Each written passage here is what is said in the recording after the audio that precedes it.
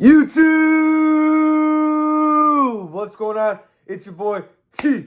Back at it again with another episode of Talking with T. Let's get into it. Let's get after it, man. If you haven't done it already, do me a favor and hit that like button. If you're new to the channel, hit that subscribe button. I appreciate you for tuning in to today's video. So without further ado, let's get right into it, man. So this morning, I was on ESPN trying to see what happened in the sports world last night.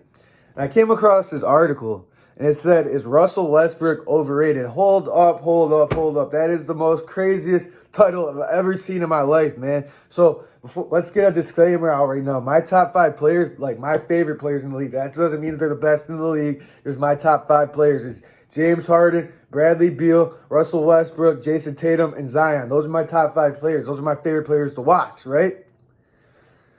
And now they're going to disrespect one of my favorite players like that, man. What has Russ done for him to get this disrespect, man? Yeah, he hasn't performed well in the playoffs, but what has he had? What supporting cast has he had around him? Except for early in his career when he had a young James Harden, a young KD. None of them knew how to win yet. And then when he had KD, they were in the Western Conference Finals for multiple years in a row. They just couldn't get past the super stacked Warriors at the time. And then KD goes and joins them. Every player that's won anything has always had a great supporting cast around him. Let's look back at it. LeBron's always had Dwayne Wade, Chris Bosh. He had in Cleveland, he had Kyrie. He had Kevin Love. Steph Curry had Kevin Durant, Klay Thompson, Draymond Green, Andre Iguodala. Supporting cast around him. The only supporting cast Russ has had around him his whole career is one player around him. One player around him the whole time. And look what the numbers he's put up.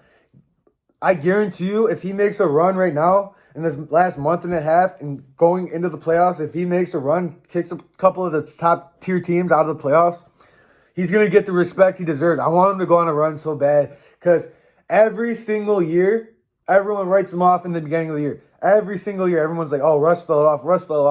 The last 3 years, he had to learn to play with 3 different players. His last year in OKC, he had to learn to play with Paul George. And by the end of the year, people were like, damn, Russ is playing like an MVP. 2019. Last year, he had to learn, or 2019, 2020, whatever you want to call it. Last year, he had to learn to play with James Harden. Everyone was like, damn, what happened to Russ and James Harden? By the end of the year, Russ is playing like an MVP. This year, man, we were writing Russ off. He's in a new system, new team, Eastern Conference, whole new conference. Struggling in the beginning of the year. Now he's playing out of his mind, putting up ridiculous numbers. The other day he had 20-something points, 21 rebounds, and 14 assists. You guys, he's a 6'3" point guard getting 21 rebounds. That's hustling. Anyone that wants to disrespect that is just crazy. The guy's a hustler. He's one of the best point guards of all time, if not the best. Magic Johnson was 6'9", and his highest career rebound numbers were 9. And that was early in his career. He's got 6 more inches on Russell Westbrook. I'm just saying, man, the disrespect for Russ is uncalled for, man. He is not overrated. If anything, he's very underrated. And I hope he proves people wrong during these playoffs, man. Shout out to you, Russ. That's awesome that you broke that triple-double record. Keep going. And I'm going to keep defending you and keep giving you the respect you deserve, man. It's your boy T signing out.